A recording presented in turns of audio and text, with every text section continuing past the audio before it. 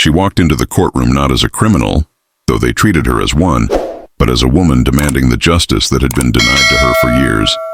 Her name was Maya, and her skin carried the history of generations who had been silenced, ignored, and beaten down by a system that claimed to uphold law while crushing those who sought fairness.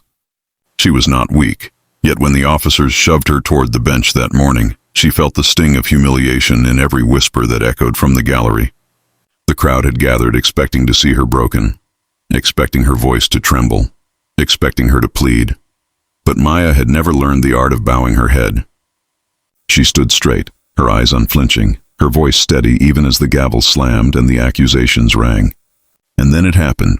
The officer, tall and brimming with arrogance, leaned in too close, hissed words no one else could hear. And before she could even respond, his hand came across her face with a crack that silenced the entire courtroom. Gasps filled the air, and for a moment time froze. They had meant to shame her, to remind her of her place, but instead that slap lit a fire so fierce within her that it changed everything. She didn't stumble, didn't cry, didn't even raise a hand to her cheek. Instead, she stared at the officer with the kind of calm that terrifies oppressors, the kind of silence that speaks louder than screams. Seconds later, in a twist no one could have imagined, the judge rose abruptly, dropped his gavel, and left the bench as murmurs spread like wildfire.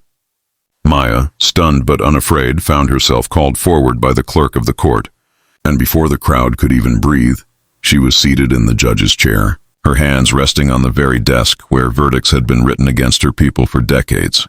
In that moment, the power shifted, not just in the room but in the hearts of everyone who witnessed it. What followed was not merely a trial but a transformation. Maya's voice carried across the chamber with the weight of truth that no gavel could suppress.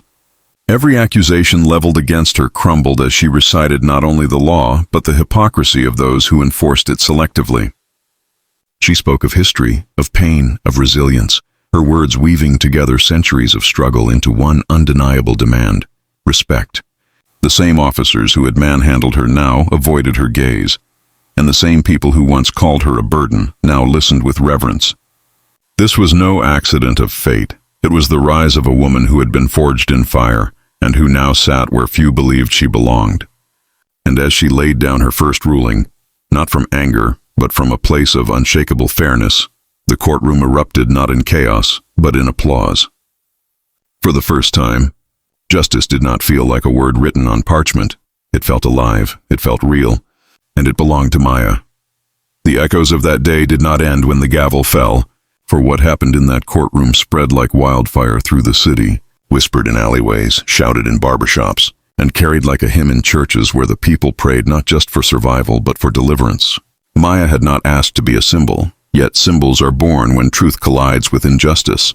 And soon her name was on every tongue, her face on every corner of the newspapers, her courage debated in the halls of power, where men who had never known oppression sat uneasily in their chairs. But with recognition came danger, for the same officers who had tried to humiliate her now plotted quietly in shadows, their pride wounded, their authority threatened by a woman who refused to bow. Maya felt it in the way strangers lingered outside her door at night, in the way threats slipped under the cracks of her window, but fear had long ago lost its grip on her heart. She carried herself with dignity still, every step echoing the truth that she belonged in places they swore she never would. When she entered the courthouse again, no longer dragged in chains but walking of her own accord, the crowd rose as if acknowledging a leader, and even those who had doubted her now found themselves moved by the certainty in her stride. She sat in that judge's chair, not as a woman playing a role, but as a woman claiming destiny. Every ruling she gave was measured, not in vengeance but in fairness, and the more she spoke, the more the people realized that justice had finally found a face they could trust. Yet the path was not smooth, for systems built on centuries of oppression do not crumble without a fight. Politicians whispered that she was too radical, newspapers ran headlines calling her unfit, and protests broke out in the streets both for and against her. But Maya did not waver, for she knew that every great change is born not in comfort but in conflict, and she was ready to bear the weight. Her community rallied, standing by her side, seeing in her rise a mirror of their own worth, their own dreams. And on the darkest night, when the threats grew violent, and the courthouse itself was surrounded by angry mobs demanding her removal, Maya did what few could. She stepped onto the courthouse steps, lifted her voice above the chaos, and spoke not with anger, but with unshakable conviction. She reminded them that justice is not a gift given by the powerful, it is a right earned by the people. Her words stilled the mob, not all hearts softened, but enough to show the world that courage has the power to silence even the loudest hate. And in that silence, a new truth was written. Maya was no longer just a woman in a courtroom. She was the voice of a generation, the embodiment of resilience, proof that no slap, no insult, no humiliation could define her. So to you listening now, let Maya's journey sink into your spirit. Remember that the world may strike you, systems may press you down, voices may rise against you, but if you stand firm, if you hold your dignity like armor, there will come a day when the very seat meant to shame you becomes the throne where you deliver justice. And if these stories stir your soul, reminding you of your own hidden strength, then make sure you subscribe to this channel. Because we are not just telling tales, we are building a family of believers, dreamers, and fighters who know that destiny cannot be denied.